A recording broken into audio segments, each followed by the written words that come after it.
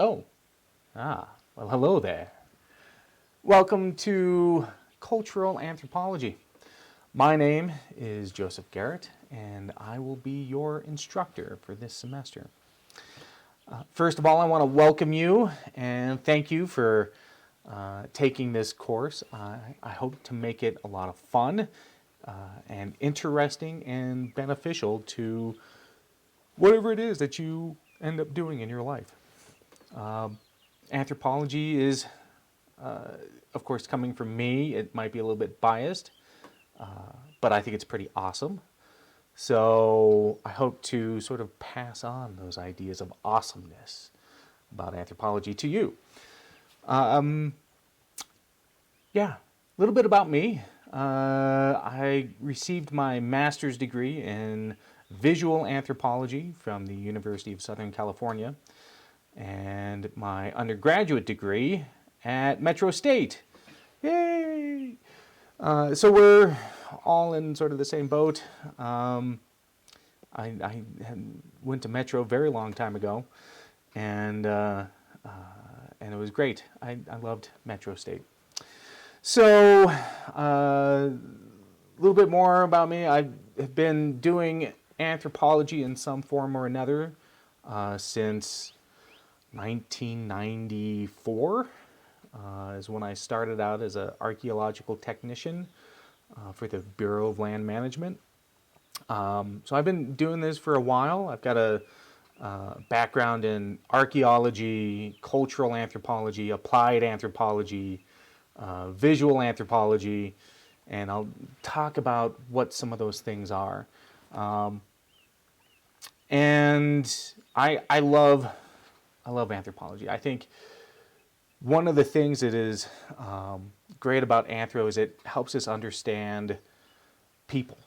That's really what it's about. In cultural anthropology specifically, we deal with culture.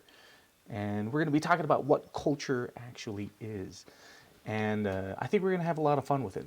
There's going to be a lot of stuff that we're going to be covering. We're going to be covering all kinds of good craziness. And I'm really looking forward to being able to share some of my own personal experiences with you, along with stuff that you're going to find out in your textbooks, and just, you know, the experiences and assignments that you're going to have to do are kind of designed to be interesting and fun. And I think that's really what this course is going to be, what I'm going to be trying to do. There will be some points where you're going to be like, oh my God, let this guy just shut up. And I promise you, I'm going to try and make that not happen very often. But it might happen. So just bear with me a little bit. This course is going to be set up a little bit differently than what some of you might have expected. Primarily because this is a synchronous course. That's what you signed up for. But this is going to be kind of a hybrid synchronous course. And what do I mean by that? Well, so what I'm going to be doing, I'm actually going to be recording all of the lectures for you to view. Okay, so each week you're going to have video lectures from me posted online. And you'll have access to those lectures at any time. We're going to meet once a week on Thursdays at our normally scheduled time, so that's 2 p.m. So 2 p.m. Thursdays. We're going to meet and we're actually going to talk about and have discussion about the content. One of the things that I have found, especially in the last 2 semesters of teaching online, is that just doing lectures online isn't great. It's not great for anybody. And just doing video lectures leaves out some of the contact. So we're going to be doing something a little bit different where I'm still going to be doing the lectures online, but we're going to take one of our normally scheduled classes and go into discussion. Now, here's the thing. You're not going to be required to attend that time. If you just want to watch the lectures and be done with it, that's okay with me. But attending that class, attending that that discussion is going to be really beneficial. And the reason why is that we'll be able to actually discuss the material, and not necessarily in a lecture mode like how most of your classes are. In this case, I want to have interaction. This is going to be a chance for us to discuss what we're talking about in class, why it has importance, and it'll be a chance for us to answer questions, and maybe even do some exercises, and talk about different things that we could be looking at. And we're going to be covering a lot, like a lot of stuff. So it's going to be fun. So yeah, it's going to take a little bit different approach than what most synchronous classes are going to be like. We're going to see how this works, and I think it'll work out just fine for everybody. Yeah. Okay, let's talk about how the course is going to be structured a little bit. So every week there is going to be like a homework assignment. This is going to be what I call a reflection paper. Now, a reflection paper is essentially a one-page paper on what we covered in class, but not what we covered, but what you thought about what we covered. Does that make any sense? The idea is that I want you to be able to, we'll go into a subject, we'll talk about it, and then I want to hear what your thoughts are. You know, have you ever had any experiences with this? Do you have any comments to make about the discussion? You know, what is it that you're thinking? This is a reflective moment where you can, you know, say, okay, you know, we talked about this. You know, I had a point in my history where I experienced this, and I'm going to tell that story. I don't want you to just repeat back to me what we covered in class. That's a no-go. I won't give you any points for, you know, telling me what I already told you. That doesn't work for me. What I want is to hear what you think about it. You know, did you learn something new? Is there something that intrigued you about the subject that we were discussing? So every week you're going to have a one-page paper to do, and it'll be due the following, the following Monday, I believe. I think that's how I've got it set up. If not, it's all listed in the syllabus when those due dates are. So we'll be able to get through that pretty easily. There's also going to be 2 exams, and they're going to be obviously online. And the way that I've set up these exams is to make it so that you have time to do well on these exams. The exams are going to be, you're going to have 2 hours for the midterm and for the final to take this exam. And it's going to be 8 questions. One of them is going to be a short essay. And then there's going to be 7 short answers. And I'll go more into that as we approach those dates about what you need to do. But you're gonna have plenty of time to actually, you know, if you need to, research that question and then type it up. And I don't do multiple choice. I don't do any of that. I actually want to hear what you have to say about it. So, and of course, you know, it's open book. It's online, so I can't look over your shoulders or anything like that. So it's open book, so you can go in there and you know, and succeed. And that's really what I want you to do in this class. And that's how I'm trying to set this up, is for you to succeed. There's also going to be a extra credit paper as well, and I will have that up later on in the semester to let you know what that's going to look like. So we'll go over that as well. There's going to be a research paper The research paper is designed so that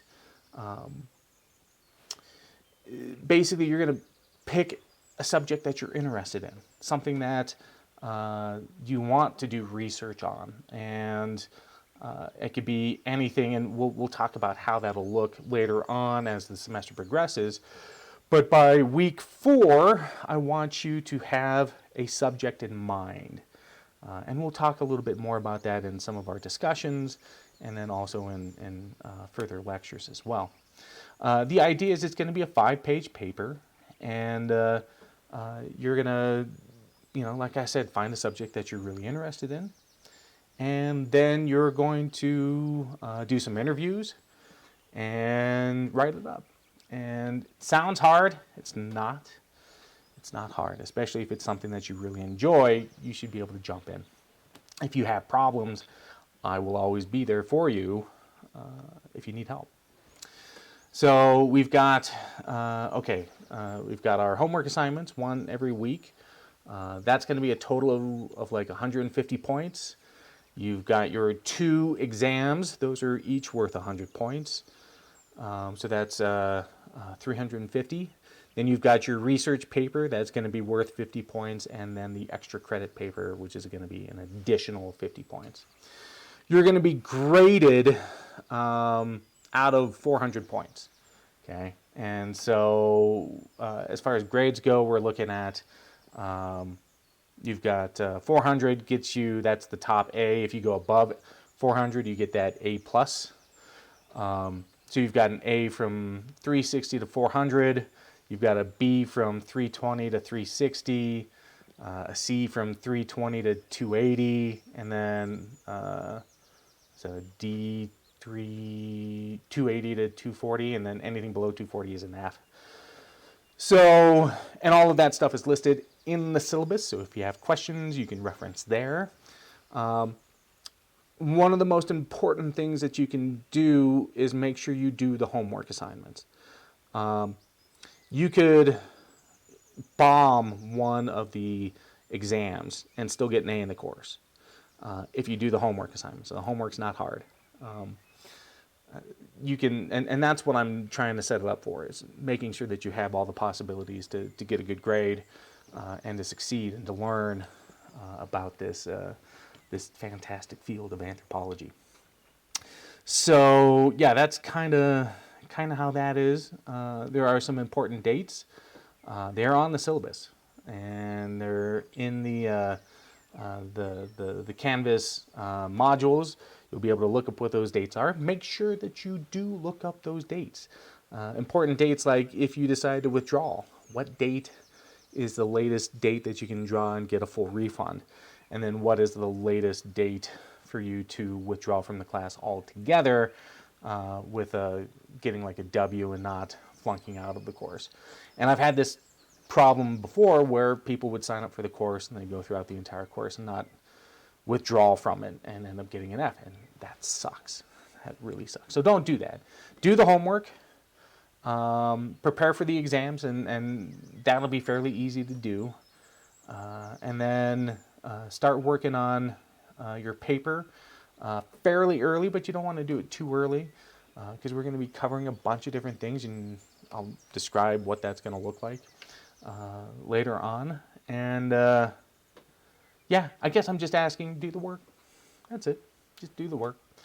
And we'll have a lot of good discussions. There's going to be all kinds of stuff. You're going to learn all kinds of cool things about people and culture and why people do certain things. We're going to be talking about language. We're going to be talking about racism. We're going to be talking about gender. We're going to talk about all kinds of things and how they all interact with each other, how us as anthropologists, as scientists, how we examine those things, how we go into other cultures and study them, how we study ourselves within our own culture and try to have a better understanding of who we are.